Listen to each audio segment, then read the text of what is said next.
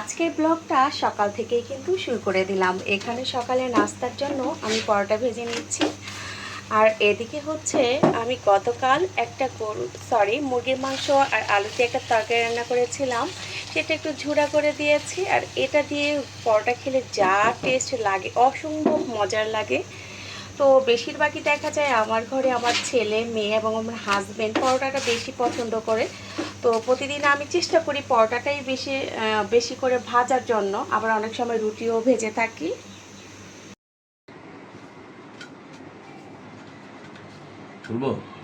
চলবো।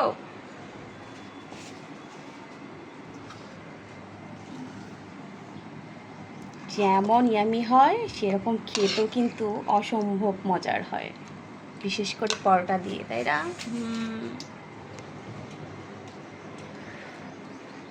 20 মিনিট তো অনেক হয়েছে না, কি বন্ধ করবা? আমরা বলে করবো কিন্তু কয়টা বাজে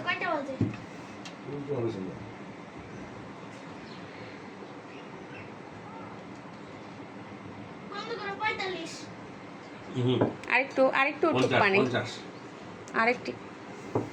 কয়টা চলছে করতো না। আজকে একটু বাইরের সাইডটা দেখাই, কি সুন্দর আজকে একটু রৌদ্র উঠেছে।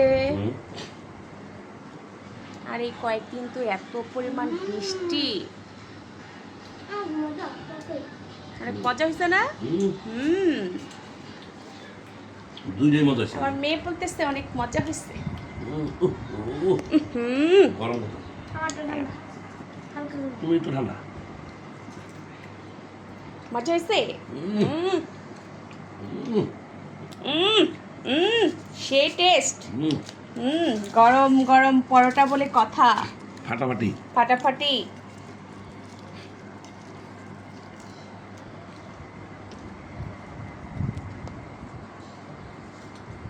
নাস্তা করে এখন রান্না করতে চলে আসছি। এখানে দারচিনি, এলাচ এবং 2টা লং দিয়ে দিচ্ছি। মুরগির মাংসটাকে প্রথমে আমি একটু ভেজে নিয়েছি সুন্দর করে। এই তো এখন বাকি মশলাগুলো দিয়ে দিব। আজকে একটু ডালে চালে মিক্স করে খিচুড়ি রান্না করব।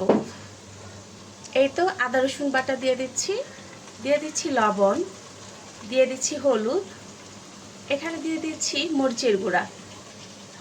এখন একটু পানি দিয়ে দিচ্ছি, পানি দিয়ে মাংসটাকে সুন্দর করে কষিয়ে নিব।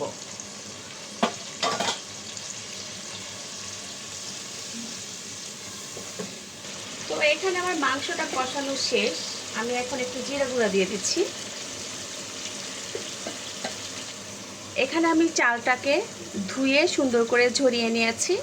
এখানে 2 পট চাল আর হচ্ছে 1 পট ডাল এখন আমি দিয়ে দিচ্ছি। এখন চাল ডালটাকে আমি একটু ভাজা ভাজা করে নিব, তারপরেই হচ্ছে আমি পানি দিয়ে দিব 2 পট। এই তো এখন আমি ঢাকনা দিয়ে ঢেকে দিচ্ছি, হতে থাক। এখন দেখি আমার খিচুড়িটার কি অবস্থা।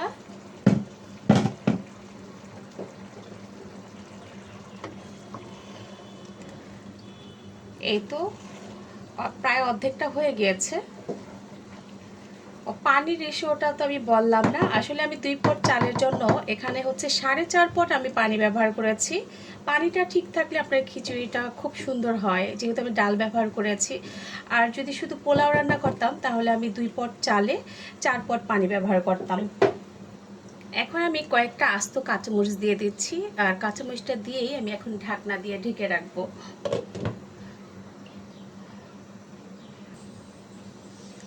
এখন দেখি আমার খিচুড়িটার কি অবস্থা।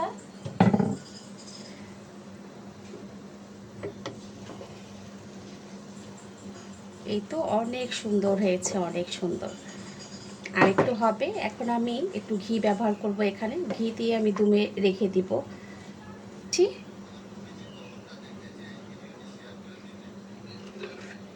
ঘি দিয়ে আমি এখন ঢাকনা দিয়ে আবার ঢেকে রাখছি।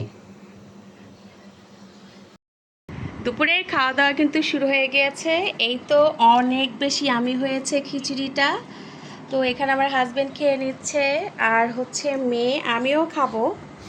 গরম গরম কেমন হয়েছে মুস্কান? মজা হয়েছে। আর এদিকে আমার হাজবেন্ড এত এত আম আনছে, আম মনে হয় শেষই হচ্ছে না আমাদের ঘরের।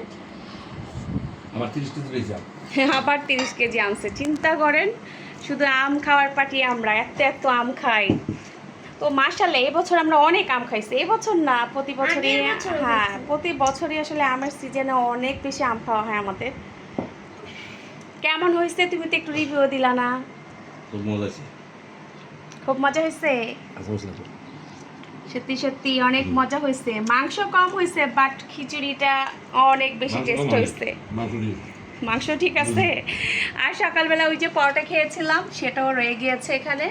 আম্মু সবাইকে একটা টাটা বলে দাও। টাটা। তো আজকের মতো বিদায় নিচ্ছি, নতুন কোনো ব্লগ নিয়ে আবার হাজির হয়ে যাবো। আল্লাহ হাফেজ।